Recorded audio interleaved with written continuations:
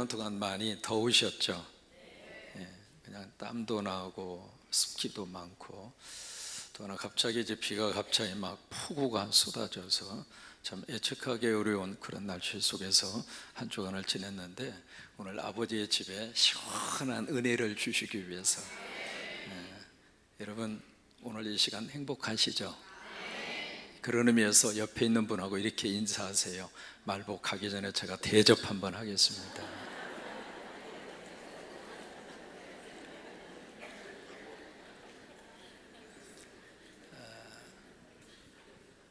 로마서 4장 속에 제목으로 여러분 제시한 것처럼 의로 어떻게 됐어요?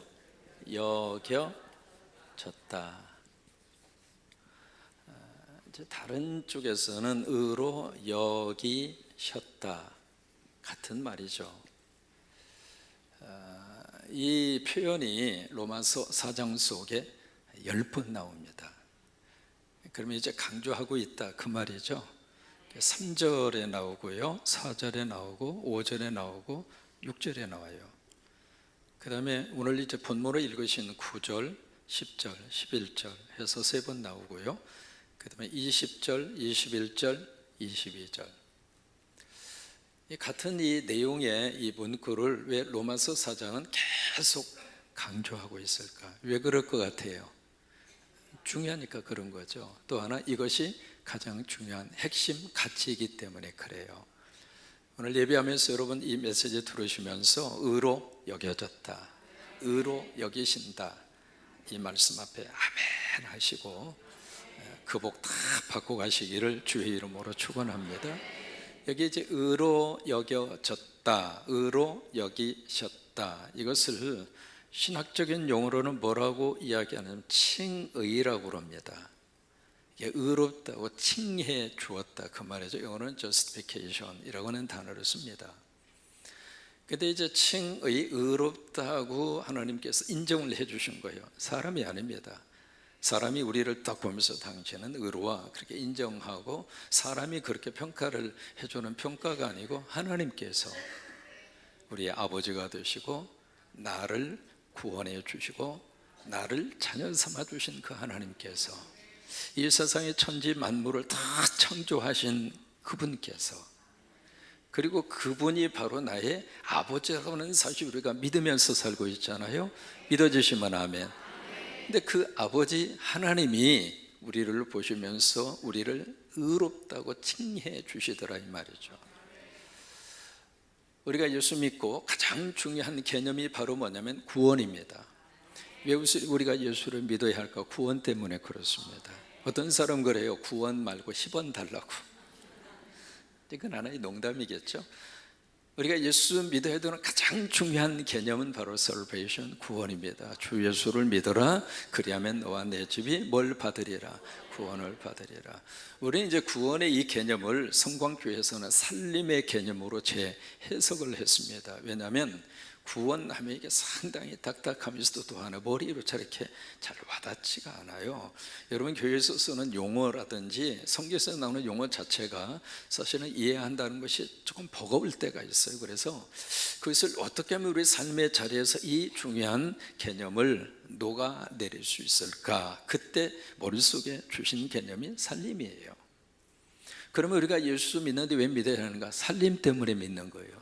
주 예수를 믿어라, 그리하면 너와 내 집이 구원을 받으리라. 그 이야기는 주 예수를 믿어라, 그리하면 너도 내 가족도 내 자녀도 살아나리라. 여러분, 살아나기 위해서는 살림꾼 예수를 믿어야 돼요. 그러면 살림꾼 예수님이 우리를 살려주십니다. 이 땅에서도 살려주시고요, 가정에서도 살려주시고요, 또 하나 천국까지 우리를 살려주세요. 여러분 믿어주시면 정말로 아멘. 그래서 우리가 예수 믿어야 되거든요. 근데 이 구원과 살림의 4가지의 단계가 있습니다. 첫째로 무슨 단계가 있는가? 맨 처음에 하나님께서 우리를 어떻게 하시는가? 택하십니다. 하나님의 택하심, 이것을 우리가 뭐라고 이야기하는가? 애정이라고 그래요. 또는 애지, 그렇게 이야기합니다. 미리 정하신 자들, 로마서 8장 30절에 그렇게 말씀을 하고 있거든요. 하나님이 우리를 미리 정해 주셨어요. 이 시간도 우리 성광교회에 사랑하는 세 분을 보내주셨는데 하나님 미리 정하신 거예요. 우리 고건사님 바로 옆집에 살게 하신 것도 하나님의 뜻이고, 고건사님 알게 된 것도 하나님의 뜻이고, 우리 임장로님 통해서 이렇게 우리 교회에 오시게 된 것도 하나님의 뜻이고, 이게 우리가 이해할 수는 없지만은 창세 전에 이미 하나님이 우리를 택해 주신 거예요. 여러분, 이게 구원의 시작입니다. 그러니까 내가 선택했다고 생각을 했는데 그것은 보여지는 하나의 현상일 뿐이에요. 내가 교회 선택한 것 같지만은 이 교회를 선택하도록 하나님이 역사하신 거죠. 이게 구원의 시작입니다. 그래서 예레미야는 내가 복중에 지기 전에 하나님이 나를 택하시고, 그것이 이거 택함이에요. 이게 애정과 애지입니다. 그 다음에 택하신 다음에 두 번째 무슨 단계가 있는가? 부르심의 단계가 있습니다. 그래서 때가 돼서 하나님이 우리를 부르세요. 여기에 택하심의 그 과정에서는 하나님의 절대적인 주권입니다. 그것은 사람이 개입할 여지가 전혀 없습니다. 그 하나님의 전적인 하나님의 주권 속에서 이루어지는 일이고요. 이 부르심에는 뭐가 들어가는가? 복음이 들어갑니다. 복음을 통해서, 다시 말해서 예수 그리스도를 통해서 하나님이 나를 부르시는구나. 그것을 영어로 calling이라고 합니다. 이 부르심에는 두 가지의 부르심이 있습니다. 첫째로 구원을 위한 부르심이 있습니다. 그래서 우리가 예수 믿고 우리가 구원받는 거예요. 두 번째는 하나님의 사역을 감당하기 위해서 사명자로 하나님이 나를 부르시는 부르심이 있습니다. 이것이 두 번째 구원의 역사이고 살림의 역사입니다. 그리고 세 번째 무슨 단계가 있는가? 바로 칭의의 단계가 있습니다. 미리 정하신 자들을 부르시고 부르신 자들을 또한 의롭다 하시고, 이 세 번째 단계가 justification, 바로 칭의입니다. 이 문제를 로마서 4장이 다루고 있는 겁니다. 그래서 이게 의로 여겨졌다, 의로 여기셨다라고 하는 칭의라고 하는 이 단계가 우리가 예수 믿고 구원받고 살림의 복을 받는 데 있어서의 가장 중요한 신학의 뼈대입니다. 그리고 마지막에 이루어지는 단계가 바로 뭐냐면 영화의 단계입니다. glorification이라고 하는 단계입니다. 우리가 천국에 가면은요, 우리 모두는 다 영광스러운 하나님의 본래의 형상의 모습으로 바꿔집니다.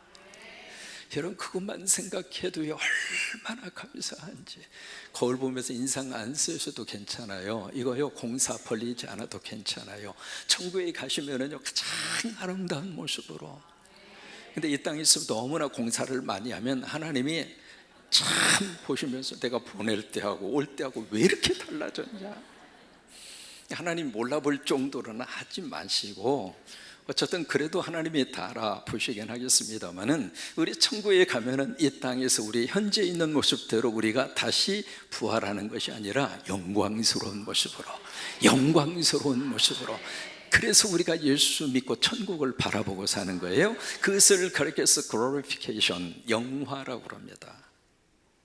이것이 구원에 있어서의 네 가지의 단계거든요. 따라서 말하십니다. 택하심, 부르심, 칭의, 영화. 로마서 4장에서는 바로 이 문제를 아주 중요하게 지금 다루고 있는 거예요. 그러면 하나님이 우리에게 의롭다고 말씀을 하시는데 이것이 어떤 의미를 가지는가? 첫째, 법적인 선포입니다. 그러니까 법원에서 법적으로 딱 선포하는 거예요. 여러분, 법정에서요 판사가 땅땅땅 때리면 의의 제기는 할 수 있습니다만은 하나님 나라의 법정에서 하나님이 꽝꽝꽝 이렇게 법적으로 선언을 하면 누가 의의 제기할 수 있습니까? 마귀와 사탄이 딱 우리를 향해서 다른 말 할 수 있는 여지가 없습니다. 그래서 우리가요 여기에 의로 여겨졌다, 의로 여기셨다, 이 자체가 하나님 앞에서 우리 예수 믿는 사람들에게 주시는 하나님의 너무 귀한 축복입니다.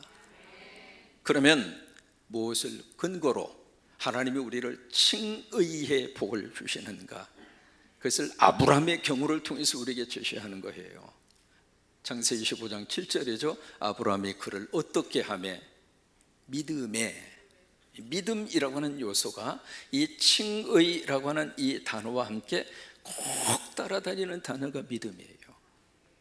아브라함이 하나님을 믿음에, 아브라함이 누구를 믿어요? 하나님을 믿음에. 여러분들이 예수 그리스도를 믿음에, 그러니까 믿음의 요소가 거기에 들어가거든요. 그것을 하나님께서 아브라함에게 의로 여기셨다 이거예요. 그러면 여기에 칭의라고 하는 이 말씀을 주실 때 아브라함이 한 일이 있을까요? 없을까요? 없어요. 단 하나. 아브라함이 보였던 그의 반응은 딱 하나입니다. 뭐 한 거예요? 믿은 거예요. 그러니까 아브라함이 했던 그 반응은 단 하나입니다. 믿은 것뿐이에요. 뭘 믿었는가? 보세요. 창세기 25장에 하나님이 아브라함에 나타나셔서 아브라함아, 너 하늘 좀 봐. 뭘 보이니? 별 볼 일이 있습니다. 하늘을 보니까 별이 보인 거예요. 그래서 별 볼 일이 있는 거예요. 예수 믿는 사람은 별 볼 일이 있는 거예요. 서로 축복하세요. 별 볼 일이 많을 겁니다. 전에는 하늘에 별 볼 일이 없었어요. 보려고 생각도 안 했죠. 근데 하나님이 아브라함 보고 야, 고개를 들어 하늘을 보라고. 믿음 생활하시면서 땅을 보면서 낙심이 되고, 땅을 보면서 아파하고, 땅을 보면서 상처가 올 때마다 땅만 바라보면 그 상처와 문제와 아픔 속에서 살다가 인생 끝나요. 예수를 믿으면 하나님이 우리를 고개를 들어주세요. 고개를 들어서 하늘을 보라고 하는 거예요. 고개를 들어서 저 먼 곳 하나님의 역사를 바라보라고 하는 거예요. 그러니까 하늘을 딱 바라보니까 하나님이 그때 아브라함에게 하신 말씀이 야, 너 하늘의 별을 봤니? 봤습니다. 앞으로 네 후손이 저렇게 될 거야. 근데 그 하나님의 말씀을 아브라함이 딱 들으면서 머릿속에 어떤 생각이 들었는가? 두 가지 생각이 듭니다. 첫째, 하나님, 하늘의 별은 둘째치고 내 자식도 없어요. 그게 아브라함의 현실이에요. 두 번째, 하나님, 하늘의 별과 같은 자식은 둘째치고 내가 지금 나이가 몇 살인데요? 내가 언제 내 부인하고 해가지고 애를 낳아가지고 언제 나서 하늘의 별처럼 내 자식을 만들어요? 그게 아브라함이 가지고 있는 이성적인 판단이고 생각이에요. 근데 아브라함은 그 이성과 합리적인 논리의 구조 속에 갇히지 않았어요. 나는 못해도 하나님은 하신다. 나에게 이 말씀을 하셨을 때 하나님께서 하실 수 있다고 하는 그 역사와 능력을, 나는 그 하나님을 믿겠다. 나를 믿는다면 내가 그 말씀 앞에 아멘할 수 없지만은 내가 그 말씀을 하시는 하나님을 주목하고 하나님을 믿는다면 나는 그 하나님을 향하여 아멘할 수 있다. 믿음이란 그런 겁니다. 나를 바라보고 내 안에 어떤 자신감과 능력의 근거를 두고 내가 아멘 하는 게 아닙니다. 우리의 아멘은 하나님을 향한 고백입니다. 말씀을 향한 우리의 고백입니다. 여러분, 하나님 말씀이 나에게 임하여 왔을 때 말씀 앞에 아멘 하십시오. 내 생각과 내 어떤 이성과 판단과 논리의 근거를 둔 아멘이 아닙니다. 아브라함이 그렇게 아멘한 거예요. 그러니까 그것을 하나님이 보시는 거예요. 그것을 보시고 하나님이 아브라함에게 의롭다라고 하는 인정을 하나님이 아브라함에게 주신 거예요. 그래서 이 칭의와 이 믿음은 늘 함께 가는 거예요. 이게 로마서 전체의 가장 중요한 우리에게 주시는 로마서의 메시지가 이겁니다. 여러분들 앞으로 로마서 강의를 저와 함께 제가 이 재단 사역할 때까지 들으실 거예요. 마지막 로마서의 메시지의 제목을 저는 이미 머릿속에 가지고 이 설교를 준비합니다. 이 로마서라는 이 성경 전체가 16장까지 계속해서 우리에게 지향하고 있는 믿음의 본질이 과연 뭘까?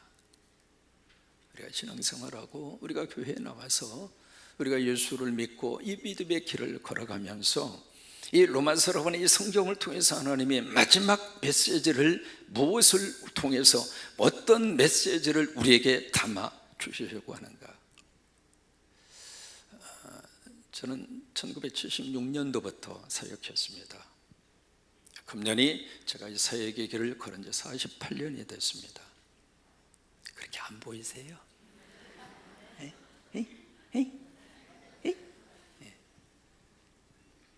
긴 세월을 달려오면서 저는 로마서 안에 마지막 제 모든 하나님이 허락하신 복음의 메시지를 담으려고 하고 있습니다. 이 로마서 전체가 우리에게 무슨 말씀을 주고 싶었는가? 가장 중요한 구절 가운데 하나가 로마서 1장 17절입니다. 저도 여러분들이 로마서 강의를 쭉 들어가시면서 그 구절 하나만은 꼭 암송하세요. 복음에는 하나님의 의가 나타나서 믿음에서 믿음에 이르게 하나니 기록된 바 의인은 오직 믿음으로 말미암아 살리라. 이게요, 전체 로마서 전체를 딱 아우르고 있는, 로마서 전체를 지탱하고 있는 축입니다. 여러분, 이게 무너지면 로마서는 무너지는 거예요. 그러니까 거기에 복음에는, 그 이야기는 in the gospel, 복음 안에, 그 이야기예요. 복음 안에. 그러면 복음 안에라고 하는 것은, 복음은 곧 예수 그리스도가 복음이에요. 다른 것을 복음이라고 기억하시면 안 됩니다. 로마서 1장 1절에 하나님의 복음이라고 그랬어요. My gospel이 아닙니다. 내 복음이 아닙니다. 하나님의 복음입니다. 우리는 내가 생각하는 복음을 마치 하나님의 복음인 것처럼 착각합니다. 아니에요. 로마서는 맨 처음에 1장 1절부터 우리에게 뭘 말씀하시는가? 가스펠. 무슨 가스펠인가? 가스펠. 하나님의 복음이에요. 내 복음이 아닙니다. 그 복음 안에, in the gospel, 그 복음 안에 뭐가 계시가 되어졌는가? 하나님의 의. 그 하나님의 의가 드러났다. 드러났다는 이야기는 영어로 revealed, 계시가 됐다 이 말이에요. 예수 그리스도 안에 하나님의 의를 우리가 이룰 수 있는 그 길을 예수 안에 하나님이 주셨다 이 말이에요. 그러면 그 하나님의 의가 내 의가 될 수 있기 위해서는 그 예수가 내 안에 들어오면 돼요. 왜? 내 안에는 하나님의 의를 찾을 수 있는 것이 아무것도 없어요. 사람은 의인은 없나니 한 사람도 있어요, 없어요? 없어요. 모든 사람들이 죄를 범하였음에 하나님의 영광에서 떠났습니까? 가까이 있습니까? 우리가 살고 있는 세상은 죄악된 세상이에요. 과거보다 먹고 살기는 편해졌고, 과거보다 자영도 가지고 냉장고도 있고 삶의 질은 많이 나아졌는데, 참 묘하게도 사람이 살고 있는 삶의 그 형식과 삶에 대한 그 태도와 삶의 양식은 모르겠습니다. 과거에 비해서 얼마나 나아졌는가. 그래서 사실 하나님의 눈동자로 우리들을 딱 들여다보면 하나님의 눈에 보이는 것은 다 죄밖에 안 보이는 거예요. 예레미야 17장 7절의 말씀, 만물보다 거짓되고 부패한 것 하나가 있다. 그것은 바로 마음이다. 이 세상의 만물은 all thing이라고 그랬습니다. 이 세상의 모든 것하고 내 마음하고 딱 컴페어, 비교를 해보니까 더 거짓되더라 이 말이에요. 더 부패했다 이 말이에요. 우리가 다른 것을 보고 막 썩었다고 냄새난다고 인상을 쓰는데, 그 순간에 하나님이 뭐라는 줄 알아요? 야, 네 마음은 더 썩었어. 더 냄새가 진동해. 그게 우리 마음이라고 하는 거예요. 그래서 탄식합니다. 누가 이 마음을 알리요? 사람이 어느 정도 죄에 대해서 참 익숙하고 죄 짓는 일에 우리 스스로가, 이게요, 아이들에게 앞으로도 죄 주면서 살아야 돼 이놈아, 그냥 못 사는 세상이야, 가르쳐 주어서 애들이 죄를 짓지는 않습니다. 알아서 죄를 져요. 이게 외국어를 배울 때도 참 신기해요. 뭐냐면 그 나라의 언어 가운데 하고 많은 언어, 좋은 언어도 참 많은데 가장 먼저 배우는 게 욕입니다. 욕부터 배워요. 우리 한국에 지금 다문화권에 한 200만 가까이 살고 있는데, 그분들이 한국에서 가장 먼저 배우는 말이 뭘 것 같아요? 욕. 가장 먼저 배우는 말이 야 인마, 그부터 배워요. 조금 더 아는 친구는 야 이 새끼야. 그 좋은 한국말이 그렇게 많은데, 예를 들면 살림 얼마나 좋아요. 사랑해, 이거 얼마나 좋아요. 이 좋은 말들이 그렇게 많은데도 불구하고 이 외국인들이 가장 먼저 배우고 듣는 말이 욕이더라. 그 말이 왜 그래요? 참 사람 묘합니다. 죄 짓는 일에 나도 모르게 그쪽으로 빨리 쏠려 들어갑니다. 그러니까 이 문제를 해결할 수 있는 길은 인간에게 없다, 그 말이에요. 그래서 예수 안에 하나님의 의가 있습니다. 그래서 우리가 하나님으로부터 의로 여기심을 받을 수 있는 근거는 나에게 있는 것이 아니라 하나님의 의로 계시되어진 복음, 그 복음이 내 안에 들어올 때, 그 복음이 내 안에 믿음으로 들어왔을 때, 그래서 예수 믿어야 구원받는다고 하는 거예요. 예수를 믿어야 예수님이 내 안에 들어오잖아요. 이 시간도 여러분 안에 예수님이 계시는 줄로 믿습니다. 그래서 이 자리에 와 있는 거거든요. 그 들어와 있는 그 예수 그리스도가 하나님의 의이기 때문에 하나님의 의가 되시는 예수님을 하나님이 보시고 의로 우리를 여겨주시는 거예요. 그게 하나님의 놀라운 축복입니다. 그러면서 오늘 9절 말씀에 이 논리 자체가 9절로 12절의 이 내용 자체가, 자 9절을 보실까요? 질문을 던집니다. 9절 같이 한번 읽습니다. 그런즉 이 복이 할례자에게냐 혹은 무할례자에게 도냐. 여기 이제 우리말 번역에는 할례자에게냐 이렇게 되어 있습니다만은 원문을 조금 살리면 이 단어 하나로 추가하면 훨씬 더 낫습니다. 할례자에게만 해당되냐 아니면 무할례자에게도 해당이 되냐, 그 질문이에요. 그러면 그 앞에 나와져 있는 그런즉 이 복이라고 하는 단어가 나오죠. 이 복을 헬라어로 마카리오스라고 부릅니다. 이 단어가 예수님이 가장 먼저 쓰신 단어입니다. 마태오 5장 3절에 팔복이 있잖아요. 거기에 심령이 가난한 자는 복이 있나니 천국이 저희 것임이라. 근데 원문에 보시면 가장 먼저 나오는 단어가 마카리오스, 복이 있어라, 행복하라. 여러분 예수 믿고 행복하셨으면 좋겠어요. 오늘도 예배 드리면서 행복하시고, 목사님 행복할 건덕지가 있어요. 행복하죠. 세상은 행복 건덕지 없어요. 우리 행복의 건덕지는 예수 그리스도예요. 예수님 때문에 행복한 거지, 예수님 때문에 행복한 거지, 하나님 아버지 때문에 행복한 거지. 내 곁을 떠나지 않으시고 천국 갈 때까지 나를 역사하시고 이끌어 주시는 성령님 때문에 행복한 것이지, 세상 때문에 행복합니까? 강아지가 엄마 개에게 물었어요. 엄마, 왜 행복은 어디 있어?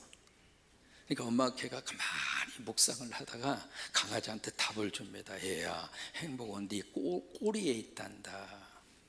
그래서 이 강아지가 그래 엄마, 알았어. 그때부터 이 강아지가 그 행복을 잡으려고 꼬리를 자르려고 팽팽팽팽팽팽팽 도는데 이 꼬리도 같이 도는 거예요. 이쪽으로. 얘네 꼬마가 가만히 좀 있으면 좋은데 왜 이렇게 나오고 같이 돌아가서 이쪽으로 도는, 이쪽도 똑같이 꼬리가 도는 거예요. 이 강아지가 하도 이리 뱅글 저리 뱅글 도니까 엄마 걔가 야 정신 사납다, 야 그만 좀 돌아라. 왜 이렇게 도냐? 엄마 꼬리 잡으려고 하는데 안 잡혀. 내가 행복을 잡고 싶은데 안 잡혀져. 그러니까 엄마 걔가 하는 말, 야 너 가, 앞으로 가면 꼬랑지 따라와. 별로 웃지도 않네. 행복을 잡겠다고 팽팽팽팽 돌면 행복이 잡힙니까? 예수 믿으면 행복이 따라온다 이 말이에요. 왜? 복은 예수님에게 있으니까. 그러니까 여기에 이 복이 과연 누구에게 있느냐? 할례를 받은 유대인에게만 있느냐? 다시 말해 이 할례라고 하는 어떤 행위, 믿음이 아니라 이 행위를 근거로 해서 하나님께서 주신 거, 의롭다고 하는 이 복을 그들에게만 주느냐? 아니면 할례 받지 않았지만 하나님을 믿고 예수를 믿는 사람들에게도 똑같이 주시는 하나님의 의의 축복이냐 이 말이에요. 그래서 아브라함의 케이스를 그들이 딱 제시하는 거예요. 왜냐하면 아브라함은 유대인들에게 있어서는 모든 사람의 조상이에요. 자기 조상을 꺼내놓고 이야기하는 거예요. 왜? 그래야 이해가 빠르니까. 그래서 아브라함이 하나님으로부터 이 복을 받았을 때가 창세기 15장 7절인데, 그 다음에 이 할례 문제, 서컴스턴스라고 하는 이 할례 문제, 이 신체 하는 부위에다가 표시를 해서 나는 하나님의 자녀다, 나는 하나님과 계약관계다, 그것을 나타내기 위해서 남성의 신체 한 부위에다가 표시를 탁 하고 평생 동안 넌 하나님의 자녀야, 잊어버리지 말고 살아. 그리고 이 서컴스턴스, 이 할례를 하게 한 거거든요. 이 할례는 창세기 17장에 나옵니다. 그러면 15장과 17장 사이에 15년이라고 하는 기간의 텀이 있습니다. 할례는 나중 문제예요. 믿음으로 의롭다함을 받은 것이 먼저라, 그 말이에요. 그러면 아브라함이 왜 나중에 할례를 받았는가? 이게 이제 아브라함이 믿음의 조상이라고 하는 것을 이렇게 설명하는 거예요. 아브라함은 유대인들에게도 믿음의 조상이고, 아브라함은 할례 받지 않는 이방인에게도 믿음의 조상이고, 그래서 이 아브라함은 모든 믿는 자들의 하나의 모델이다. 그래서 아브라함이 할례 받기 전에 믿음으로 의롭다함을 받았지만 나중에 하나님이 할례를 해라, 그러니까 아멘 하고 아브라함이 할례를 한 거다, 그거예요. 여러분, 왜 이 문제를 로마서는 4장에서 아주 깊이 다루고 있습니다. 왜 그랬을까? 그 당시에 이 교회 안에 두 파가 쫙 갈라져 있었습니다. 뭐냐면 할례 결정론이라고 하는 게 있었어요. 예수 믿고 그리고 세례를 받고 교회 다녀도 할례를 안 받으면 구원받지 못한다, 이게 할례 결정론입니다. 그러다 보니까 이 유대인들은 아무 문제가 없습니다. 왜? 태어나자마자 자기 의지하고 상관없이 할례를 받아버렸으니까. 근데 문제는 이방인들입니다. 우리 같은 경우에도 잘 익숙하지가 않잖아요. 그러니까 이방인으로서 유대인이 아닌 사람들이 예수를 그리스도로 영접하고 성관교회에 왔어요. 성관교회에 와서 다 은혜를 받고 그리고 세례도 받고 신앙생활을 열심히 하고 있는데, 이 교회에서 딱 조건을 제시합니다. 당신은 그렇게 열심히 예수 믿고 그래도 유대인처럼 할례 안 받으면 구원도 못 받고 천국도 못 갑니다. 그런 식으로 제시를 하고, 그런 식으로 이 할례 문제를 교인들에게 요구하는 그런 할례 결정론자들이 교회 안에 있었단 말이에요. 그에 대해서 오늘 성경은 뭐라고 이야기하는가? 할례를 받았니? 그래도 예수 믿으면 구원받아. 할례 안 받았어? 괜찮아, 예수 믿으면 구원받아. 그 내용입니다. 이해가 되셨습니까? 이걸 좀 더 쉽게 우리가 대입을 해보겠습니다. 우리 한국 교회 안에 성도들 가운데 지금 무슨 문턱이 앞에 탁 있는 추초 문제입니다. 여러분, 그 문제 우리 한국 교회 안에 딱 있잖아요.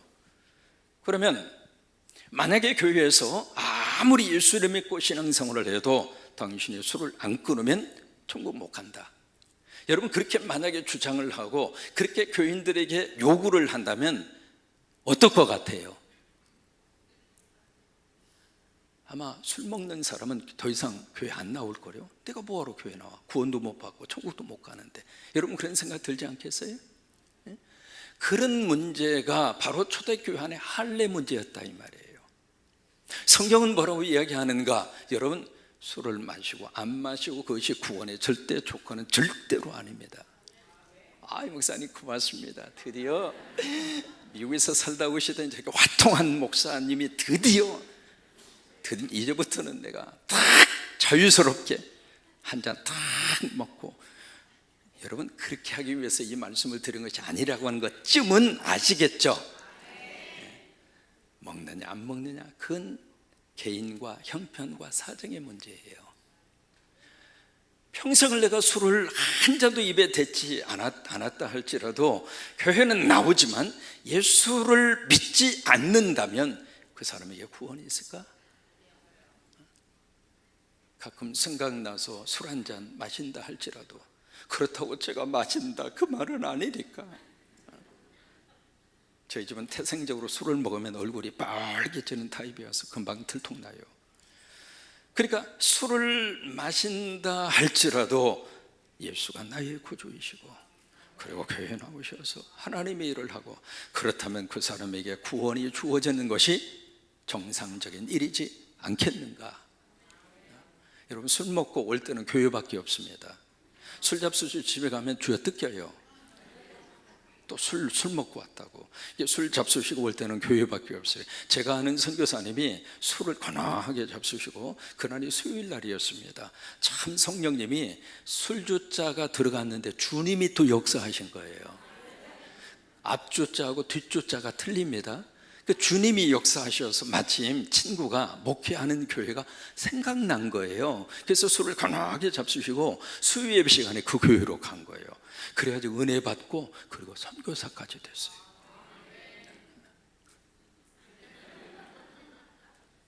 정리합니다. 우리가 예수를 믿으면 하나님이 우리를 의롭다고 인정하십니다.